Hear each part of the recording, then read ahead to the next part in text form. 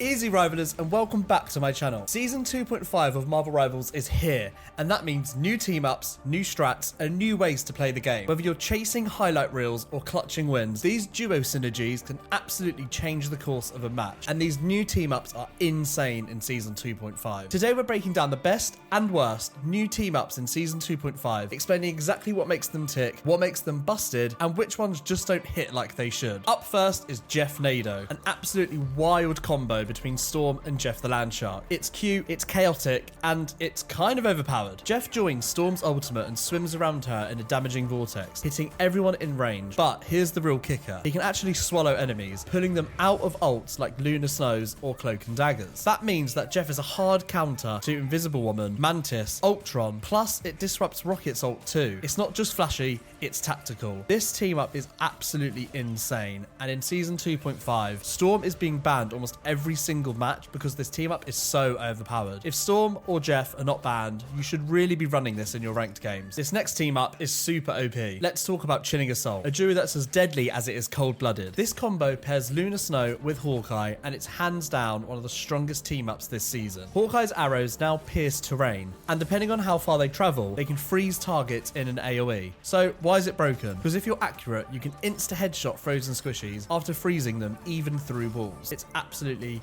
nuts. You can fire one all the way from spawn after you die and still pick up a kill or assist. Giving a sniper like Hawkeye the ability to freeze people mid-movement, that's terrifying. And in the right hands, this is meta-defining. On top of that, as the team-up anchor, Luna Snow gains a 15% increase in healing effects. Absolutely insane. Hawkeye and Luna are going to be banned almost every single match, and we're really seeing that right now in Season 2.5. But again, just like Jeff Nado, if one of them aren't banned, you should be abusing this team-up. Let's talk Rocket Network, the trap lover's dream. This synergy between Rocket and Penny Parker turns the battlefield into a minefield of absolute agony. In this team up, Rocket Raccoon stands as the anchor, granting Penny Parker the skill to add one more bionic spider nest. As the team up anchor, Rocket Raccoon gains a 5% increase in healing effects when the team up is active. When the team up is active, Rocket's BRB is upgraded to a web beacon. Penny Parker unlocks a new armored spider nest ability through her team up with Rocket Raccoon. This new team up works best when defending a capture point or holding a choke point. The most effective strategy is to place the primary nest so that its webbing covers the main pathway, while placing the secondary armored nest in a more protected corner. Since it generates armor packs, it's best to keep it safe from enemy destruction to support your team more effectively. Overall, this new team up could have major impact on the meta. We may see a notable increase in Penny Parker's pick rate, both in competitive and quick play matches. Next up, we've got Symbiote Shenanigans. In this new team up introduced in Season 2.5, Venom acts as the anchor, granting Jeff the ability to extend symbiote tendrils and link with nearby allies for enhanced healing. However, this new healing capability only lasts for 4 seconds. As the team up anchor, Venom also gains a maximum health increase of 150, which is really good for a tank.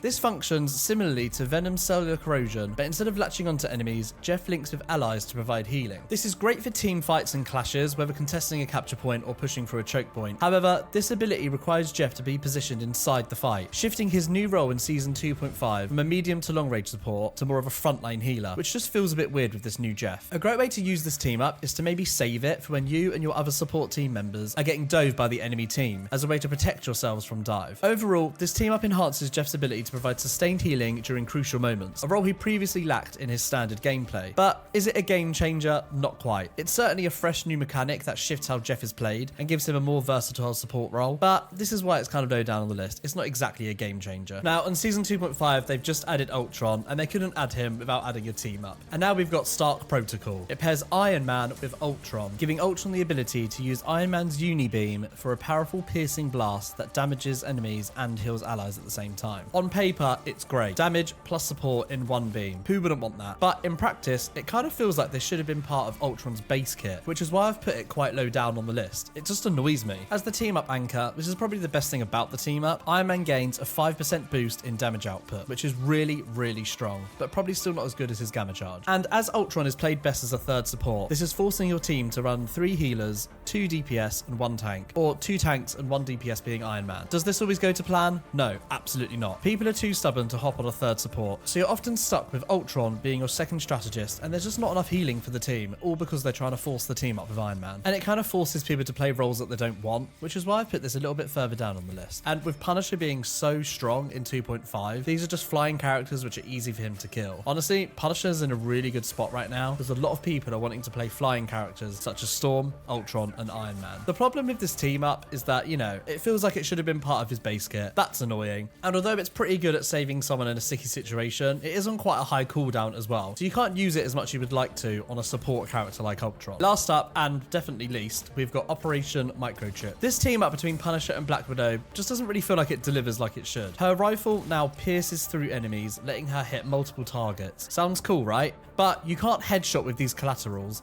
and her old synergy with Hawkeye that let her one-shot is just gone. I think the one-shot capability with Black Widow's ult was really awesome to have with someone like Hawkeye, although it forced you to play two snipers, so I can kind of see why they've introduced this new team up in the game. The best thing about this team up is for the anchor Punisher, he gains 25 maximum health and a 5% boost in damage, which is really cool. But it feels like it just doesn't hit how it should. Right now, you'd rather have a solid Hela or a better DPS than try and force the Widow into the comp. This is such a downgrade versus any other hit scans in the game. So here's the TLDR of this kind of loose tier list. Jeff Nado, Chilling Assault, amazing must picks. Rocket Network, meta defining in cracked hands and certain situations. Symbiote Shenanigans and Stark Protocol, meh, but it's kind of fun. And Operation Microchip, maybe a pass for now. I don't know, maybe we'll start seeing some cracked gameplay with the new Black Widow team up and I'll completely change my mind. Which of these team ups are you trying to currently run in your comp? Are you freezing from spawn with Hawkeye or shredding defenses with Jeff's Tornado form? Drop your go-to combo in the comments or any other team ups you think are better than the new ones still. And whilst you're here, please hit a like, subscribe. I'm really trying to hit 1,000 subs and it would mean the world to me. I really hope you've enjoyed this video, and as always, Rivalers, I hope you would leg it down in your ranked games.